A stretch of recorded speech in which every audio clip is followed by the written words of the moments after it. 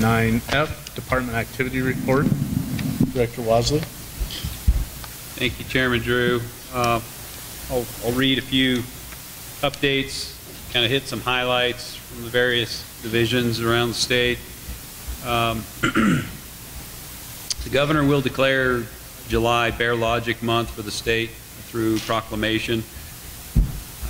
Kind of the whole effort, excuse me, began last year and highlights the fact that we take a proactive role in non-lethal bear management with Karelian bear dogs and aversive conditioning, as well as encouraging people not to feed wildlife, which is also against the law, as we talked about earlier today.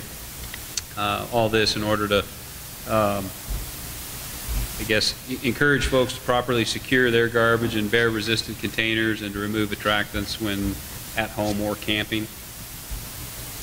A couple updates on some federal activities and bills. The Fish and Wildlife Service is exploring an improvement to a rule that would include, would require a higher standard of science and information for submission of endangered species listing petitions. That is to say that currently anybody who wants to petition a species for listing can submit a listing packet to the service. What the service is currently exploring is a requirement that before a species could be, before a petition could go to the Fish and Wildlife Service, that it would be required to incorporate state data. We've had quite a bit of discussion about this recently through the Governor's Task Force last week in Denver. It's on the agenda for the joint task force between the Fish and Wildlife Service and state agencies as to is this a good thing or a bad thing? Certainly there would be an increased, potentially an increased burden on the states, but the way that the listing process currently works is that once the Fish and Wildlife Service receives that petition, they cannot reach out to the state and get that data. We are not able to provide comment during that finding period.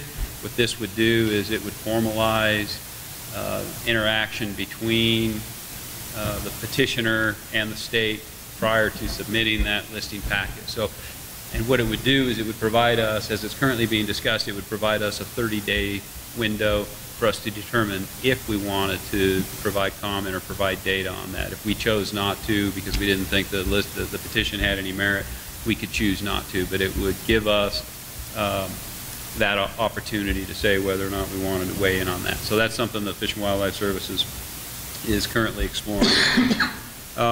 Also on the federal side of things, the Department of Interior has asked for, and at least presently has a significant increase in the appropriation to BLM. They're looking at $60 million to the BLM toward implementation of some of the activities in the land use plan amendment.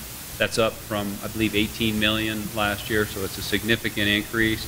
That hasn't been approved by Congress yet, but it's a huge improvement. There's some unrelated riders that might jeopardize the passage of that at some point, but it is encouraging to see that kind of money. What we've heard historically from the BLM is that in many instances they don't have the resources available to do that. So.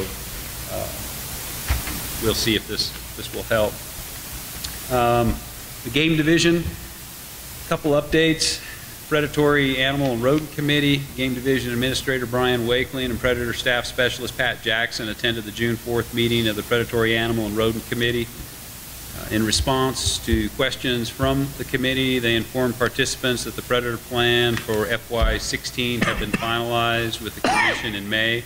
They informed the committee that review comments on project performance during FY15 and the draft Predator Plan for 17 would probably be available for review in March of 16. Further, they affirmed that the intent of the department was to expend at least 80% of the revenue generated in FY14 during the FY16 period on projects that the primary intent was to conduct lethal removal of predators consistent with the language in AB 78.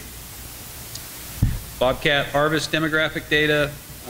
Bobcat harvest demographic data indicates that the age and sex composition of the harvest is virtually identical to the prior 10-year average. Total harvest declined somewhat this year, and subadult males made up a larger portion of the harvest. This is indicative that harvest levels are not overexploiting the population.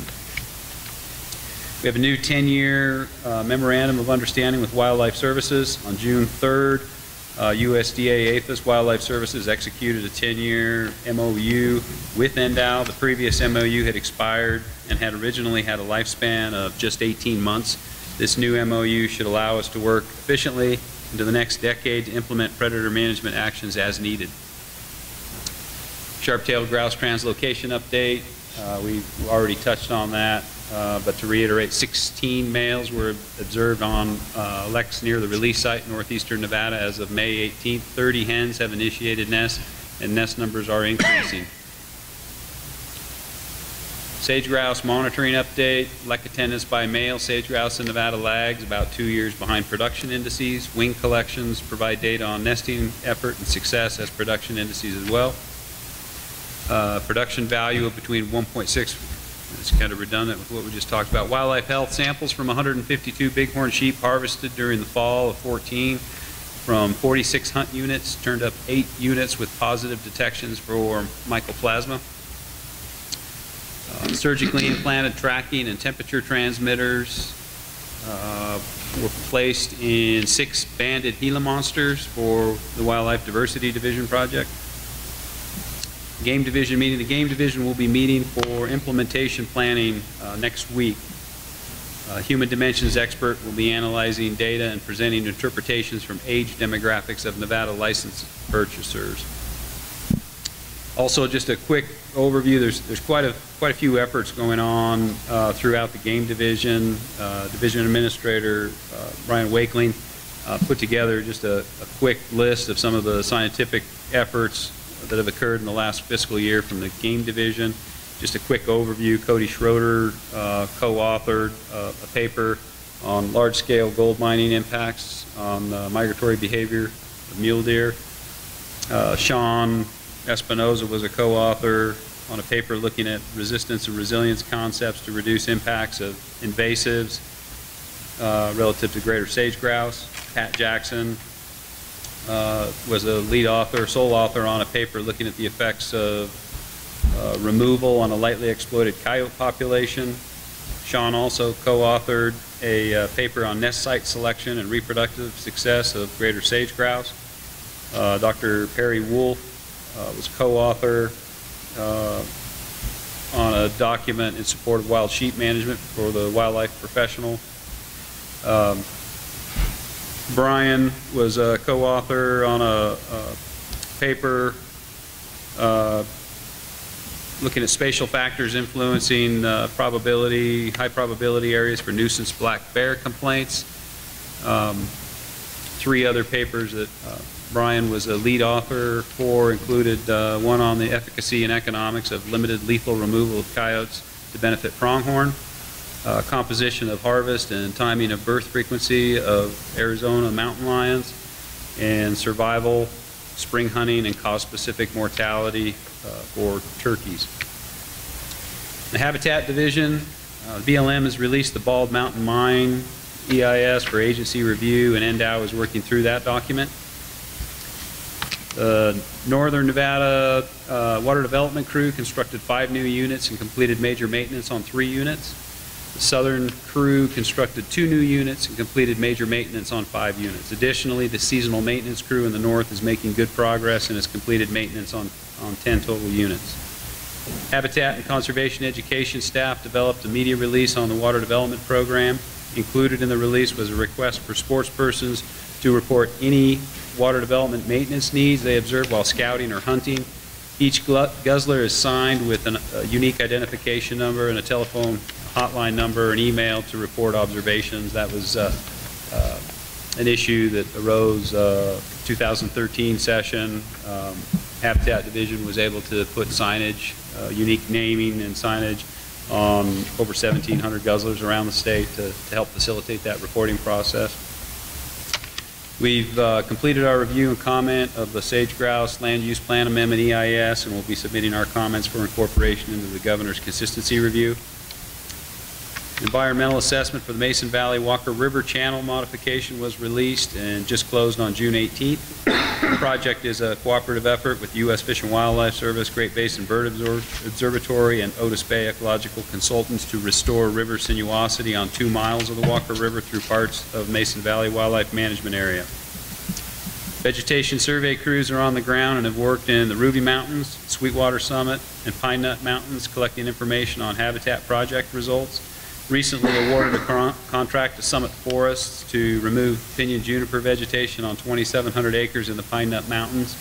Work to begin in late this summer. Pinyon juniper removal projects continue in Steptoe Valley, Spruce Mountain, Butte Valley, and will begin in late summer at Overland Pass in the Ruby Mountains. The Habitat Division will continue to manage the internal restricted reserve funding programs, which include wildlife heritage, habitat conservation fee, upland game bird stamp, duck stamp, and Question 1 bond programs. Expenditures associated with these programs serve as important sources of state match for federal wildlife grants that fund the majority of our expenses. For state fiscal year 2015, over $2.1 million was awarded and made available for projects under these programs. From the Wildlife Diversity Division, diversity staff are in the thick of field surveys and currently working on northern goshawk, peregrine falcon, cliff nesting raptors, national breeding bird surveys, nightjars, reptile night surveys, Gila monsters, bats, burrowing and flammulated owls, water birds and shore birds. A seasonal crew is intensively surveying the Lake Tahoe Basin for goshawks and California spotted owls, among other species. Currently have telemetry transmitters on 10 Gila monsters in southern Nevada that are providing critical information on this cryptic species. Additionally, we have monitored breeding attempts at 3 Fish and Wildlife Service designated peregrine falcon territories for post-delisting monitoring.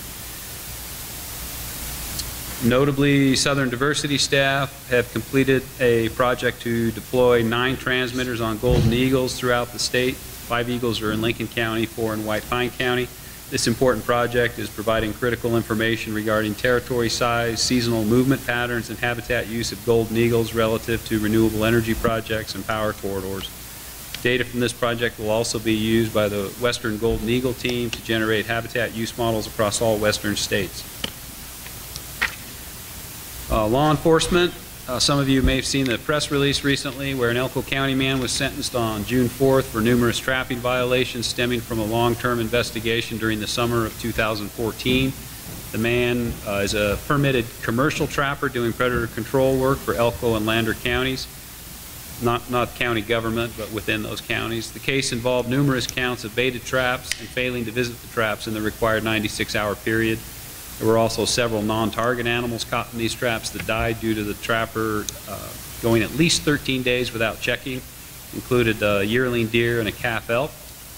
A plea deal was reached for 3 counts with sentencing totaling just over $6,000 in fines and civil penalties, plus a 15-day suspended jail sentence.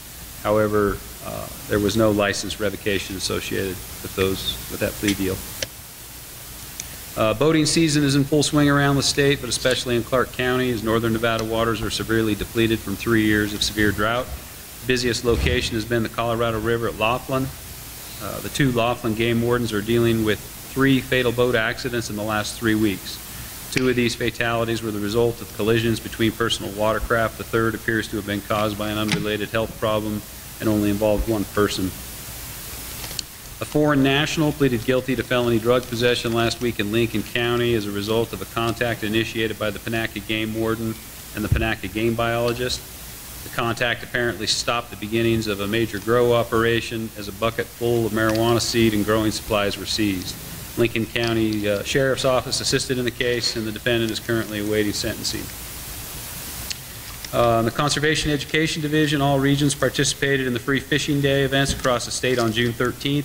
The Western region participated in an event with the Sparks Rotary and the Sparks Marina. The Southern region participated in events at Boulder City Pond, Floyd Lamb Park, and Echo Canyon State Park. The Eastern region participated in events at Cave Lake in Ely and Chinese Garden Ponds in Carlin. The Conservation Education Division has been promoting general second draw and second draw junior mule deer opportunities for hunters through press releases, direct email, and social media. Conservation Education and Operations Divisions are working with the state's Enterprise Information Technology Services, also known as EATS, following the crash of NDOW.org website during the big game tag results period. The state's web server is running at near maximum capacity during regular business operations. When spikes in usage occur, the web server is over capacity, which results in errors and failures. So this is outside of the Department of Wildlife. This is within the state system. Certainly, there are a lot of state agencies that rely on this service. It's a common complaint, and many state agencies are looking for options to house their web needs internally. We'll keep you updated on our efforts. Conservation Education staff has been working with the Director's Office and other NDOW division to finalize preparations for the Western Association of Fish and Wildlife Agencies annual meeting to be held in Reno. Just a quick plug on that. I know that several commissioners will be attending that. Certainly, if you haven't registered, now would be a really good time to do so. That's an annual meeting that rotates the hosting responsibilities. We haven't hosted since 1997. It's July 16th through the 22nd. The program is available online. There's a number of highly valuable work sessions, meetings. A lot of the value in that comes after hours or during the breaks. There are a number of key decision makers from all the federal agencies, including Department of Interior, Fish and Wildlife Service, BLM, Forest Service, that include people on the wildlife side, range side, and certainly policy side as well. In the Fisheries Division, recent rain events have provided some short-term relief, particularly in eastern Nevada, but conditions on most waters are anticipated to decline through midsummer. Lahontan and Rye Patch reservoirs will remain at record low minimum storage levels. South Fork Reservoir will remain in good condition at around 65 to 70% storage capacity, but other major waters, including Wild Horse and Ruby Marsh, will have significant drought impacts to access and fisheries. At this time, we don't anticipate the loss of any major fisheries in the northern part of the state. Stream fisheries, however, will be severely impacted throughout northern and central Nevada. Summer conditions for the Truckee River are still uncertain, but at least the lower river below Glendale will see some severe impacts to the sport fishery. Lake Mead continues to decline to record low elevations, but the impacts are primarily to boating and angler access. The sport fishery is anticipated to remain in good condition for both Mead and Lake Mojave, which will remain stable within its normal range of fluctuation. Other major fisheries, Kerch, Eagle Valley Reservoir, are anticipated to make it through the summer with minor effects from drought and reduced storage. The treatment project to remove northern pike from Cummins and Bassett Lake in White Pine County is still in planning to be conducted by late August. Approvals for funding sport fish restoration grant and purchase of the chemical rotenone are expected in the next 2 weeks. Fishery staff and myself met with Ruby Lake National Wildlife Refuge and the Fish and Wildlife Service Regional Director earlier this week to discuss issues with water management on the refuge and impacts to the largemouth bass fishery. I would say that was a very positive meeting. There's a long-standing challenge on many. We see it even on our state wildlife management areas. Oftentimes the management of waterfowl comes at the expense of fish and vice versa. So oftentimes management for vegetation that's conducive to waterfowl forage or nesting habitat isn't necessarily conducive to fish production. And so we had a meeting to discuss water management and vegetation management out there, and tried to look at opportunities to where we could accommodate both the 20,000 angler use days a year that we receive at Ruby Lake, as well as meet the National Wildlife Refuge objective and goal for waterfowl production. It was a very positive meeting. If anybody desires more specifics on what the outcome is, I'd be happy to share that. We have an agreement as to moving forward for the next 4 to 5 years. However, Ruby Lake will be undertaking a a CCP, a comprehensive planning effort similar to what we just undertook with Overton, and for the long term, that'll dictate water management and goals and objectives out there for the long term. That'll be a public process that we'll certainly keep the commission apprised of, and once that public process starts, we'll want to make it known through county advisory boards and others so that we get ample public input on that process. Aquatic invasive species station at South Fork Reservoir has recently inspected over 400 boats, including several high-risk boats from Lake Mead, and conducted 4 decontaminations since the start of the boating season. Drought conditions are concentrating watercraft use at a limited number of locations in northern Nevada. Trout spawning activities will be ending this week at Marlette Lake because of low water conditions in the inlet stream. Egg take was about half of average this year, but will be adequate to cover trout production needs.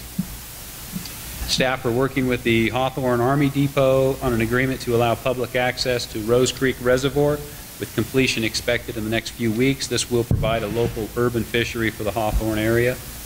And lastly, annual Columbia spotted frog surveys are scheduled for early in July in Central Nevada, Toyabe Range. The frog is a candidate for ESA listing, and we recently completed a renewal of the species conservation agreement along with other partners including Fish and Wildlife Service, BLM, and the Forest Service. And that conservation agreement has been integral in keeping that species only as a candidate species and not as a listed species. So certainly if there are questions on anything that I covered or questions on things that I didn't cover, I'd be happy to try to answer those. Thank you, Director Wadley. Questions? Just a comment. I appreciate your effort and department's effort on the Ruby Lake water situation. It's been needed to be done for a long time, and I appreciate the effort, and hopefully we can have some positive results for the ducks and geese and the waterfowl out there and the fishery. They're both very important to White Pine, Elko, and Rutherford County. Thank you. You bet. Additional questions or comments? Okay. Thank you, Tony. We'll close agenda item 9.